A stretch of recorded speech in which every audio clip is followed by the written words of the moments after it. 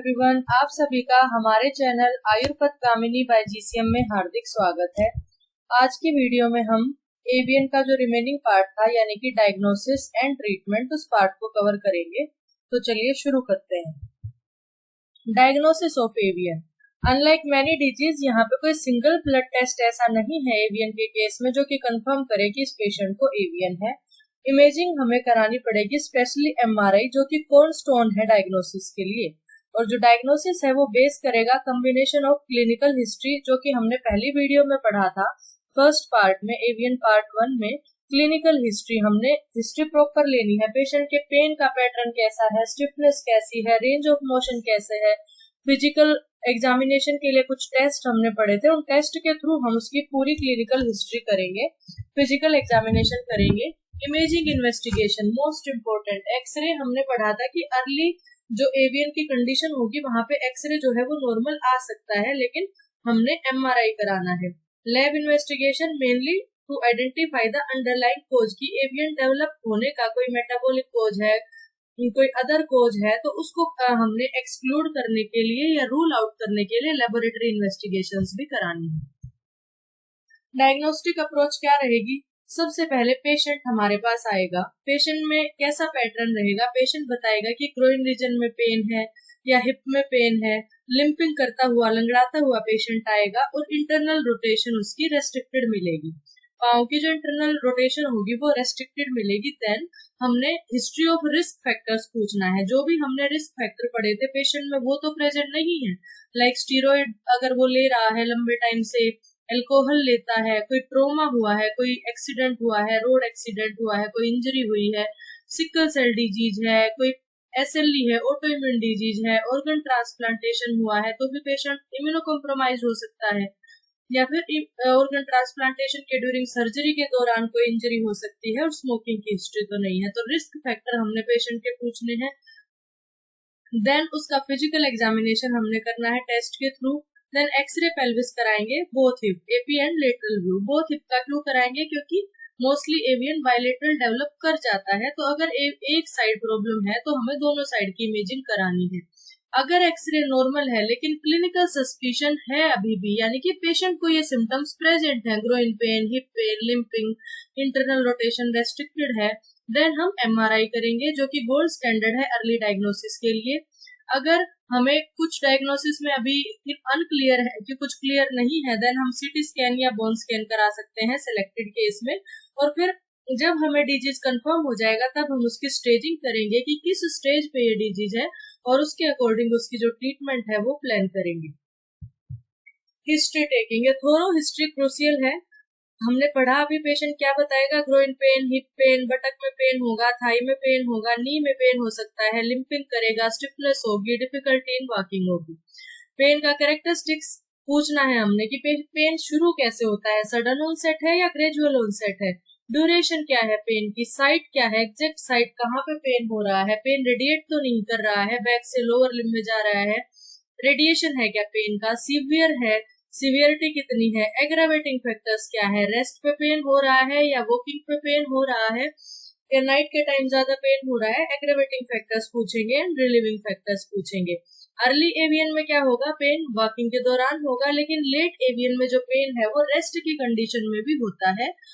और risk factor हमने सब पढ़े कि ये अगर रिस्क फैक्टर है तो हमें उस हिस्ट्री से ये अंदाजा लगेगा कि क्या कारण है एवियन डेवलप होने का। फिजिकल एग्जामिनेशन में रेंज ऑफ मूवमेंट देखनी है। Internal rotation usually first movement है टू बिकम रेस्ट्रिक्टेड, यानी कि जो जितने भी मूवमेंट पेशेंट कर सकता है उनमें से जो इंटरनल रोटेशन है वो सबसे पहले हैम्पर होती है। ऑब्जर्व करना है उसके वॉकिंग पैटर्न को, लिंपिंग को, ट्रेंडलबर्ग गेट है, मसल वास्टिंग हो रखी है, लिम्ब शॉर्टनिंग है, वो सब हम देखेंगे। लैब इन्वेस्टिगेशन, कोई स्पेसिफिक लेबोरेटरी मार्कर ऐसा नहीं है जो एवियन को बताए कि इस पेशेंट में एवियन है, तो इसीलिए हमने सारे टेस्ट कराने हैं कि कोई इन्फेक्शन तो नहीं है पेशेंट को, इन्फ्लेमेटरी आर्थराइटिस तो नहीं है। डिफरेंशियल डायग्नोसिस को एक्सक्लूड करने के लिए हमने लेबोरेटरी इन्वेस्टिगेशंस करानी है। डिफरेंशियल डायग्नोसिस हमने इससे फर्स्ट पार्ट में पढ़ा था। रूटीन ब्लड टेस्ट सीबीसी कराएंगे, ईएसआर, सीआरपी जो कि इन्फ्लेमेटरी मार्कर्स हैं वो हम कराएंगे। ब्लड ग्लूकोज, पेशेंट डायबिटिक तो नहीं है, renal function test, liver function test, ये मोस्टली नॉर्मल होते हैं ऐसे पेशेंट्स में अनलेस अनटिल कोई दूसरी बीमारी पेशेंट में है, क्योंकि पेशेंट एवियन का आएगा तो ये इन्वेस्टिगेशंस नॉर्मल हो सकती हैं पेशेंट में। लिपिड प्रोफाइल, जो कि एक मोस्ट इम्पोर्टेंट इन्वेस्टिगेशन रहेगी यहाँ पे। Hyperlipidaemia is a recognised risk factor, elevated cholesterol and triglyceride may support the diagnosis of steroid or alcohol related avian. Hemoglobin electrophoresis recommended in suspected sickle cell disease, thalassemia. Coagulation profile कराएंगे, consider in young patient with idiopathic AVN, यहाँ पे PTINR, APTT, protein C, protein S, antithrombin third, factor 5, Leiden mutation, antiphospholipid antibodies. तो ये सारे हमने coagulation profile करानी है, क्योंकि हमने पढ़ा था कि जो हाइपर कोगुलेबल स्टेट्स हैं वो क्या है, एक मोस्ट इम्पोर्टेंट कोज है एवियन होने का, क्योंकि हाइपर कोगुलेबल स्टेट्स में क्या होगा, क्लॉट फॉर्मेशन की टेंडेंसी ज्यादा बढ़ेगी। क्लॉट फॉर्मेशन ज्यादा होगी तो ब्लड सप्लाई जो है वो इंटरप्ट होगी। ऑटो इम्यून वर्कअप हमने कंप्लीट पेशेंट का कराना है कि कोई ऑटो इम्यून डिजीज तो पेशेंट में नहीं है। इमेजिंग इन्वेस्टिगेशन, यहाँ पे एक्सरे, प्लेन एक्सरे कराएंगे, AP and lateral view, frog leg lateral view कराएंगे। फ्रॉग लेग लेटरल व्यू में क्या होता है, जो नी ज्वाइंट है वो फ्लेक्स्ड होता है 30 to 40 degree in a supine position, जैसे कि इस इमेज में पेशेंट की दिखाई दे रहा है। ये फ्रॉग की तरह इसकी लेग है in a supine position, while the hip externally rotated रहेंगे by 45 degree, so that the image is taken toward the middle of the line connecting the upper symphysis pubis. अब इसकी एडवांटेज क्या रहेगी X-ray की, X-ray is a cheap investigation, widely available है, हर जगह X-ray available होता है, useful for staging the advance disease. हमने पढ़ा अर्ली एवियन में तो एक्सरे नॉर्मल हो सकता है, लेकिन एडवांस डिजीज में एक्सरे में भी एबनॉर्मेलिटी देखने को मिलेगी। डिसएडवांटेजेस क्या है, not sensitive in early AVN, और a patient may have severe disease on MRI while the X ray is completely normal. X ray finding stage के अकॉर्डिंग क्या मिलेंगी, स्टेज 1 में एक्सरे नॉर्मल रहेगा, कोई विजिबल एब्नॉर्मेलिटी नहीं मिलेगी, और ये एक्सक्लूड नहीं करता है कि पेशेंट को एवियन नहीं है, क्योंकि एक्सरे नॉर्मल हो सकता है। स्टेज 2 में अर्ली स्ट्रक्चरल चेंजेस देखने को मिलेंगे, patchy sclerosis, cystic lesion, mixed sclerosis and lucency, और प्रिजर्व फ्यूमोरल हेड शेप और कोलैप्स यहाँ पे अभी तक नहीं होगा। अब बार बार हमने फर्स्ट पार्ट में भी यूज किया कि एक्सरे में क्रिसेंट साइन देखने को मिलेगा, तो ये क्रिसेंट साइन क्या होता है, a subchondral radiolucent line caused by a fracture beneath the articular cartilage. It indicates that the necrotic bone can no longer support the overlying cartilage and that collapse is imminent. This is considered the hallmark of early collapse. तो यहाँ पे दिखाई दे रहा है हमें ये line जो है सबकॉन्ड्रल रेडियोलुसेंट लाइन है, ये कैसे हुई है, fracture beneath the articular cartilage, fracture की वजह से एक ऐसी लाइन होगी जो एक्सरे फाइंडिंग में हमें इस तरह की एक लाइन दिखाई देगी, जो कि क्या है, क्रिसेंट साइन है। ये हॉलमार्क है अर्ली कोलैप्स का। स्टेज 4 में क्या होगा, flattening of the femoral head देखने को मिलेगी, स्फेरिकल कॉन्टूर लूज हो जाएगा, जॉइंट का स्पेस नैरो हो जाएगा, और ऑस्टियोफाइट फॉर्मेशन होगी, एसिटाबुलर इन्वॉल्वमेंट होगी, और सेकेंडरी ऑस्टियोआर्थराइटिस होगा। MRI क्या है, गोल्ड स्टैंडर्ड है फॉर अर्ली डायग्नोसिस, क्योंकि ये डिटेक्ट करता है changes before X ray become abnormal. Advantage क्या है MRI की, ये डिटेक्ट स्टेज 1 में डिजीज को डिटेक्ट कर लेगा, लेजन का साइज बताएगा, बायलेटरल डिजीज डिटेक्ट कर सकते हैं, प्रोग्नोसिस हम इससे डिटेक्ट कर सकते हैं, और ये सर्जिकल प्लानिंग में हेल्प करता है। हमें यहाँ पे बोन मैरो में अगर एडीमा है तो वो भी हमें पता लगेगा, जॉइंट में फ्यूजन है, फ्लूइड फ्यूजन है तो वो हमें पता लगेगा, और सबकॉन्ड्रल फ्रैक्चर अगर है वो हम इसमें देख सकते हैं। फीमोरल हेड का कोलैप्स, यानी कि MRI गोल्ड स्टैंडर्ड है, इसमें हमें बोन मैरो में दिक्कत है, जॉइंट डिफ्यूजन है, सबकॉन्ड्रल फ्रैक्चर है, फीमोरल हेड कोलैप्स है, और कितना डिजीज प्रोग्रेस कर चुका है, कितना सीवियर है, ये सब हमें देखने को इसमें मिलेगा। सीटी स्कैन, सीटी में क्या पता लगेगा, excellent visualisation of the bone architecture. ये जो सबल सबकॉन्ड्रल फ्रैक्चर है उनको डिटेक्ट करने के लिए करवाया जाता है। असेस एक्सटेंट ऑफ कोलैप्स, कितना कोलैप्स हुआ है उसको देखने के लिए हमें सीटी कराना पड़ सकता है। और प्री ऑप प्लानिंग के लिए हम कराएंगे इवेलुएट बोनी डिफॉर्मिटी। लिमिटेशन क्या है, लेस सेंसिटिव है MRI से फॉर अर्ली मैरो चेंजेस। तो अगर गोल्ड स्टैंडर्ड तो MRI है, लेकिन अगर हमें बोन के आर्किटेक्चर को और विजुअलाइज करना है डिटेल में, या प्री ऑप के लिए हमने देखना है कि कितना जो है सबकोंड्रल फ्रैक्चर हुआ है या कितना कोलैप्स हुआ है, तो हम सीटी स्कैन करा सकते हैं। बोन स्कैन में क्या होगा, टेक्नेटियम 99M का यूज करके हम अर्ली एवियन में क्या होगा, एक कोल्ड एरिया मिलेगा due to absent blood flow, और later a surrounding hot rim appears as reparative activity increase producing a cold in hot pattern. अब यहाँ पे क्या होगा, ये जो टेक्नेटियम 99M का यूज करके बोन स्कैन करेंगे तो ये जहाँ पे जाएगा, ये ब्लड वेसल में इंजेक्ट किया जाता है, और ब्लड जहाँ पे जाएगा वहां पे हॉट रिम मिलेगी, और जहाँ पे ब्लड नहीं होगा वहां पे कोल्ड मिलेगा, तो हॉट एंड कोल्ड पैटर्न इसका देखने को मिलेगा। Bone scan less commonly use today, क्योंकि एमआरआई जो है वो मोस्ट एक्यूरेट है और उससे हमें काफी डिटेल में इंफॉर्मेशन मिल जाती है। अल्ट्रासाउंड का लिमिटेड रोल है। अल्ट्रासाउंड यहाँ पे क्या डिटेक्ट कर सकता है, अल्ट्रासाउंड में हम जॉइंट डिफ्यूजन देख सकते हैं, अगर साइनोवाइटिस है वो देख सकते हैं, लेकिन ये रिलायबली एवियन को डायग्नोस करने के लिए एक सही इन्वेस्टिगेशन नहीं है। बायोप्सी भी रेयरली रिक्वायर्ड होती है। जब हमें डायग्नोसिस क्लियर नहीं है तो हम बायोप्सी कराएंगे। और हिस्टोलॉजी में क्या डेमोन्स्ट्रेट होगा, empty osteophyte lacunae, necrotic marrow, fat necrosis, fibrosis, granulation tissue, creeping substitution. Biopsy is reserved for atypical cases, whereas infection or malignancy cannot be excluded. Staging of avascular necrosis. तो staging के लिए काफी सारे classification है, और most commonly classification है फाइकेट and आर्लेट classification, आर्को classification और Steinberg classification. अब ये क्लासिफिकेशन क्या है, इसमें स्टेजिंग करी होती है, और वो स्टेजिंग हेल्प करती है हमें प्रोग्नोसिस डिसाइड करने में कि डिजीज का प्रोग्नोसिस क्या है और उसकी ट्रीटमेंट क्या रहेगी। फाइकेट एंड आर्लेट क्लासिफिकेशन में 4 स्टेजेस हैं। स्टेज 1 में क्या रहेगा, एमआरआई पॉजिटिव होगा और एक्सरे नॉर्मल रहेगा। स्टेज 2 में स्ट्रक्चरल चेंजेस दिखाई देंगे, लेकिन कोलैप्स स्टेज 2 में नहीं आएगा। स्टेज 3 में कोलैप्स होगा, क्रिसेंट साइन प्रेजेंट होगा, इंडिकेट करेगा सबकोंड्रल फ्रैक्चर, और यहाँ पे कोलैप्स जो है वो अर्ली कोलैप्स शुरू हो जाएगा इस स्टेज में। स्टेज 4 में सेकेंडरी ऑस्टियोआर्थराइटिस होगा। तो ये फाइकेट एंड आर्लेट क्लासिफिकेशन है। तो हम यहाँ से किस स्टेज में पेशेंट हमारा लैंड कर रहा है उसके बिहाफ पे हम प्रोग्नोसिस कर सकते हैं, और उसी के अकॉर्डिंग हमें ट्रीटमेंट शुरू करना है। ARCO classification, association research circulation osseous, ये क्या है, मोर कम्प्रिहेंसिव असेसमेंट है than Ficat, and it is increasingly used in research and clinical practice. इसमें इमेजिंग फाइंडिंग के साथ साथ लेजन का साइज, लोकेशन और कोलैप्स जो है, प्रेजेंट है, एब्सेंट है, ये सब इनकॉर्पोरेट किया गया है।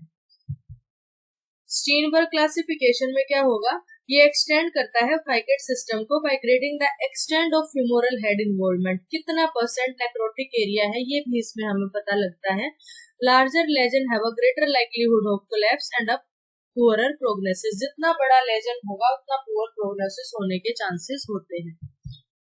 डिफरेंशियल डायग्नोसिस हमने फर्स्ट पार्ट में भी पढ़ा, osteoarthritis, transient osteoporosis, stress fracture, septic arthritis, tuberculous arthritis, bone tumour और मेटास्टेसिस। अब यहाँ पे हमें एक इन्वेस्टिगेशंस की समरी पता लगी कि जो एमआरआई है वो गोल्ड स्टैंडर्ड है for early diagnosis and staging, और बायोप्सी जो है वो रेयरली नीडेड है, और ये कंफर्म करती है डायग्नोसिस इन एटिपिकल केसेस। और बाकी हम सीटी स्कैन क्यों कराएंगे, बोन स्कैन और लैब इन्वेस्टिगेशन का क्या रोल है, ये सब हमने यहाँ तक पढ़ा। अब हम देखते हैं मैनेजमेंट ऑफ एवियन। मैनेजमेंट कैसे करनी है, जो ट्रीटमेंट है वो डिपेंड करेगी स्टेज ऑफ द डिजीज पे, और हमारा प्राइमरी गोल क्या रहेगा, पेन को रिलीव करना, फ्यूमोरल हेड का कोलैप्स ना हो उसको प्रिजर्व करना, और डिलेड और अवॉइड टोटल हिप रिप्लेसमेंट, की पेशेंट की हिप रिप्लेसमेंट तक की स्टेज या कंडीशन ना आए, और restore joint function and quality of life. Treatment individualised based होगी, स्टेज क्या है, size and location of the lesion क्या है, फ्यूमोरल हेड कोलैप्स है या नहीं है, पेशेंट की एज क्या है, फंक्शनल डिमांड्स और अंडरलाइन कोज पे। अब हमने क्या करना है, पहले हमने हिस्ट्री प्रॉपर ली, हमें जो कोज मिला हम उसको रिमूव करेंगे, या उसको हम अगर स्मोकिंग करता है, अल्कोहल लेता है, तो वो हम वहां पे पेशेंट का बंद कराएंगे। एंड हमारा मेन एम रहेगा प्रिजर्व द फ्यूमोरल हेड को प्रिजर्व करना है हमने before collapse. In early stage before collapse the main aim क्या होगा, maintain the native hip joint by reducing the intraosseous pressure, improving the blood supply and promoting bone repair, replace the joint when preservation is no longer possible. जब हमारी जो है preservation या हमारी जो supportive therapy है या जो हमने ट्रीटमेंट किया है अगर वो नहीं पेशेंट को रिस्पॉन्ड कर रहा है, then replace the joint. Treatment stage के अकॉर्डिंग स्टेज 1 में तो कंजर्वेटिव ट्रीटमेंट होगी, medicine plus minus core decompression. Stage 2 में कोर डिकम्प्रेशन करना पड़ेगा, बोन ग्राफ्टिंग कर सकते हैं या बायोलॉजिकल थेरेपी। स्टेज 3 में बोन ग्राफ्टिंग, ओस्टियोटोमी, सिलेक्टेड केसेस और टोटल हिप रिप्लेसमेंट। और स्टेज 4 में अगर पेशेंट है तो total hip replacement is the treatment. Conservative में एक्टिविटी मॉडिफिकेशन करा सकते हैं। अर्ली स्टेज में कंजर्वेटिव ट्रीटमेंट बेनिफिशियल होती है, लाइक स्टेज 1 में और स्टेज 2 में। ये रिवर्स नहीं करती है नेक्रोटिक बोन को, लेकिन ये स्लो करती है प्रोग्रेशन को और सिम्टम्स को कुछ हद तक रिड्यूस करती है। पेशेंट को हम कहेंगे कि वो जो ज्यादा मैकेनिकल लोड जिससे आए ऐसी एक्टिविटीज वो है अवॉइड करे, like running, jumping, heavy lifting, prolong standing और low impact activity like swimming, cycling, ये सब है prefer. Protect weight bearing, weight bearing को प्रोटेक्ट करना है। वॉकिंग के टाइम पे स्टिक या केन का यूज कर सकते हैं और क्रचेस या वाकर्स का यूज कर सकते हैं। और complete bed rest is not recommended because prolonged immobilisation की वजह से मसल वास्टिंग होगी और बोन का लॉस हो सकता है। हम पेशेंट की फिजियोथेरेपी एडवाइस करेंगे जिससे हिप की जो रेंज ऑफ मोशन है वो मेंटेन रह सके, ग्लूटियल और क्वाड्रिसेप मसल स्ट्रेंथन हो, गेट इम्प्रूव हो और कॉन्ट्रैक्चर्स प्रिवेंट हो सके। Exercise should avoid excessive loading of the femoral head. Pharmacological therapy, pharmacological therapy में पेन अगर पेशेंट को है तो हम नसेड्स का यूज करेंगे, डिक्लोफिनेक, नेप्रोक्सन, आइबुप्रोफिन, सेलिकॉक्सिब और इटोरिकॉक्सिब। इनका मैकेनिज्म क्या रहेगा, ये इनहिबिट करेंगे कॉक्स एंजाइम को जिसकी वजह से प्रोस्टाग्लैंडिन सिंथेसिस रिड्यूस होगा और पेन में पेशेंट को रिलीफ रहेगा। लिमिटेशन क्या है, ये डिजीज के प्रोग्रेशन को अल्टर नहीं करती और लॉन्ग टर्म अगर इनका यूज किया जाए तो ये गैस्ट्राइटिस, रीनल डिसफंक्शन या कार्डियोवास्कुलर रिस्क कर सकती है। तो हम लोग बहुत लॉन्ग टर्म तक इनका यूज नहीं करेंगे, लेकिन ये पेन को रिड्यूस करेंगे। नेक्स्ट है बिसफॉस्फोनेट्स। यहाँ पे क्या है, इनका मैकेनिज्म क्या है, ये इनहिबिट करेंगे ओस्टियोक्लास्ट मीडिएटेड बोन रिजॉर्प्शन, यानी कि हमने एवियन में क्या पढ़ा था, रिजॉर्प्शन ज्यादा हो जाएगा फॉर्मेशन से, तो ये उसको इनहिबिट करेंगी, उसको स्लो करेंगी। और इसका एविडेंस क्या है, some studies suggest benefit in early AVN लेकिन रिजल्ट इनकंसिस्टेंट है और रूटीन यूज इनका अभी भी कंट्रोवर्शियल है। एडवर्स इफेक्ट, जीआई इरिटेशन हो सकता है, ओस्टियोनेक्रोसिस ऑफ द जॉ बहुत ही रेयर लेकिन देखने को मिला है, और atypical femoral fracture rare with prolonged use. Anticoagulants, anticoagulants कहाँ पे देंगे, इन पेशेंट विद थ्रोम्बोफिलिया और हाइपरकोगुलेबल स्टेट्स में जो पेशेंट होंगे उनको एंटीकोगुलेंट्स देंगे। वो इम्प्रूव कर सकते हैं माइक्रो सर्कुलेशन को और प्रिवेंट करेंगे फर्दर वस्कुलर ऑक्लूजन को। इंडिकेशंस इसकी क्या है, डॉक्यूमेंटेड थ्रोम्बोफिलिया, प्रोटीन सी और एस डेफिशिएंसी अगर है, एंटीफॉस्फोलिपिड सिंड्रोम है जहाँ पे ऐसी एंटीबॉडीज बन रही हैं जो कि क्लॉट फॉर्मेशन ज्यादा करा रही हैं, और सेलेक्टेड इडियोपैथिक एवियन के केस में routine anticoagulation is not recommended for all patients. Vasodilators हम यूज कर सकते हैं, इनका मैकेनिज्म क्या रहेगा, ये ब्लड वेसल्स को डायलेट करेंगी, प्लेटलेट का एग्रीगेशन जिससे कम होगा और ये इम्प्रूव करेंगी माइक्रोवास्कुलर ब्लड फ्लो को, बोन मैरो एडिमा को डिक्रीज करेंगी और ये बेनिफिट कर सकती हैं पेशेंट्स में with early stage and painful marrow oedema. Medicine, lipid lowering agent में एटोरवास्टेटिन, रोजुवास्टेटिन कॉमनली यूज करी जाती हैं। Calcium and vitamin D, these supplements support overall bone health but do not treat avian directly. They are useful when osteoporosis or vitamin D deficiency coexist. Core decompression, most commonly performed joint preserving surgery है for early avian। जब तक collapse नहीं हुआ है तब तक core decompression अच्छा काम कर सकता है। एक चैनल ड्रिल किया जाएगा from the lateral femur into the necrotic area। इसके बेनिफिट क्या रहेंगे, इंट्राओसियस प्रेशर कम हो जाएगा, डिकम्प्रेशन से ब्लड फ्लो इंप्रूव होगा, पेन कम होगा और stimulates angiogenesis and bone repair. Best candidate को कौन होंगे, जो अर्ली स्टेजिंग में होंगे, स्टेज 1 में, अर्ली स्टेज 2 में, स्मॉल टू मीडियम लेजन्स होंगे, नो फेमोरल हेड कोलैप्स और सक्सेस रेट इसकी क्या है हाईएस्ट है व्हेन परफॉर्म बिफोर सबकोंड्रल कोलैप्स। तो हमें यहाँ पे ध्यान रखना है कि कोर डिकम्प्रेशन कब अच्छा रहेगा, जब पेशेंट में कोलैप्स नहीं हुआ है, तब तक कोर डिकम्प्रेशन के रिजल्ट्स जो है वो हाईली सिग्निफिकेंट है। Bone grafting. Bone grafting fill the defect after debridement of necrotic bone and provide structural support। Non vascularised bone graft हो सकता है और वस्कुलराइज्ड बोन ग्राफ्ट हो सकता है। जो नॉन वस्कुलराइज्ड बोन ग्राफ्ट होगा वो हार्वेस्ट कहाँ से किया जाएगा? इलियर क्रेस्ट से। सिंपल प्रोसीजर होता है इसका। ये मैकेनिकल सपोर्ट प्रोवाइड करेगा, लेकिन ये इंट्रिंसिक यहाँ की ब्लड सप्लाई नहीं होती क्योंकि ये नॉन वस्कुलराइज्ड है। अगर वस्कुलराइज्ड बोन ग्राफ्ट करेंगे तो वो वहां पे क्या होगा? एवस्कुलराइज्ड फिबुला से लेंगे। Fibular graft includes it's oven blood vessels when connected using microsurgical techniques. तो यहाँ पे ये ब्लड सप्लाई को भी रिस्टोर कर सकता है जब हम फिबुला से एक वस्कुलराइज्ड ग्राफ्ट लेके और उसको ग्राफ्ट करेंगे। स्ट्रक्चरल सपोर्ट तो दोनों ही ग्राफ्ट प्रोवाइड करेंगे, लेकिन यहाँ पे इसकी बेनिफिट क्या रहेगी? ये ब्लड सप्लाई को भी रिस्टोर करेगा और ये मोर सुटेबल है for younger patient with medium size lesions. Disadvantage इसकी क्या है? ये टेक्निकली डिमांडिंग है, लॉन्गर सर्जरी है और donor side morbidity. Osteotomy. Osteotomy changes the alignment of the femoral head so that the weight-bearing surface shift away from the necrotic segment. ये भी younger patients में, लोकलाइज्ड लेजन में, limited collapse जहाँ पे हुआ है वहाँ पे हम कर सकते हैं। Because of advances in total hip replacement, osteotomy is now preferred less frequently, क्योंकि टोटल हिप रिप्लेसमेंट पे काफी एडवांसमेंट आ चुकी है। बायोलॉजिकल थेरेपी में स्टेम सेल थेरेपी करा सकते हैं, प्लेटलेट रिच प्लाज्मा, ये कंडीशंस, ये जो थेरेपीज हैं ये करा सकते हैं। और जो प्लेटलेट रिच प्लाज्मा है, इसमें क्या होता है? ग्रोथ फैक्टर होते हैं, तो ये हीलिंग को प्रमोट करेंगे। और साथ में स्टेम सेल थेरेपी है, इसमें क्या होगा?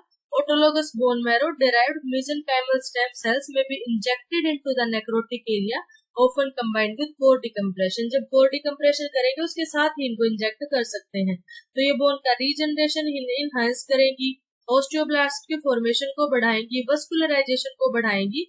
although promising long term evidence is still evolving and availability is limited। total hip replacement gold standard for advanced avian, क्योंकि एडवांस्ड एवियन में ट्रीटमेंट हमने क्या पढ़ा? Total hip replacement.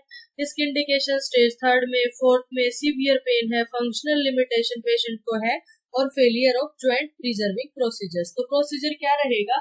जो डैमेज्ड फिमोरल हेड है एंड एसिटाबुलर सरफेस वो replaced कर दिए जाएंगे विद प्रोस्थेटिक कंपोनेंट। इसके एडवांटेजेस क्या रहेंगी? पेन में रिलीफ होगा, मोबिलिटी इंप्रूव होगी, फंक्शन रिस्टोर होगा और पेशेंट सेटिस्फेक्शन इसमें हाई रहेगी। कॉम्प्लिकेशन क्या हो सकती है? हो सकता है पेशेंट में रिप्लेसमेंट के बाद इन्फेक्शन हो जाए, प्रोस्थेटिक डिसलोकेट हो जाए, जो हमने प्रोस्थेटिक कंपोनेंट लगाया था वो डिसलोकेट हो जाए, एसेप्टिक लूजनिंग हो, प्री प्रोस्थेटिक फ्रैक्चर हो, wear of prosthetic component and need of revision surgery specially in younger patients. Rehabilitation करवाएंगे, इसमें क्या होगा? Gradual weight bearing as advised by the surgeon, hip range of motion exercise, abductor और quadricep gait muscles की strengthening कराएंगे, gait की training, balance की exercise और return to activity guidance. Prognosis क्या रहेगा इसका? प्रोग्नोसिस बहुत सारे फैक्टर्स पे डिपेंड करता है कि अर्ली डायग्नोस हुआ है या लेट हुआ है, लेजन का साइज छोटा है या बड़ा है, फिमोरल का हेड अभी कोलैप्स हुआ है या नहीं हुआ है, early intervention, the elimination of the risk factor. तो पुअर प्रोग्नोस्टिक फैक्टर्स कौन से होंगे?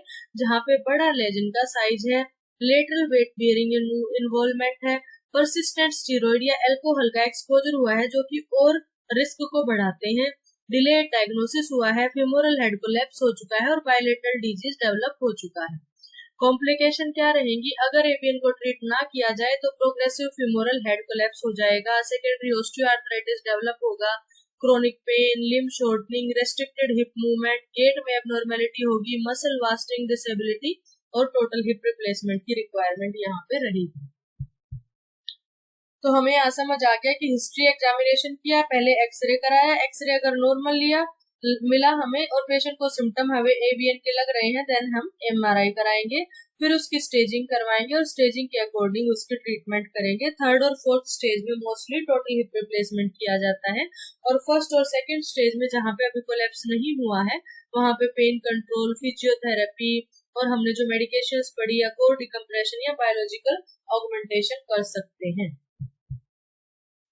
तो आज के इस वीडियो में एवीएन पार्ट 2 में हमने एवीएन को कंप्लीट पढ़ लिया है। पार्ट 1 में हमने डायग्नोसिस से पहले का पार्ट पढ़ा और सेकंड पार्ट में हमने डायग्नोसिस एंड ट्रीटमेंट को कंप्लीट किया है। अगर आपको वीडियो अच्छी लगी तो वीडियो को लाइक करें, चैनल को सब्सक्राइब करें। Thank you so much.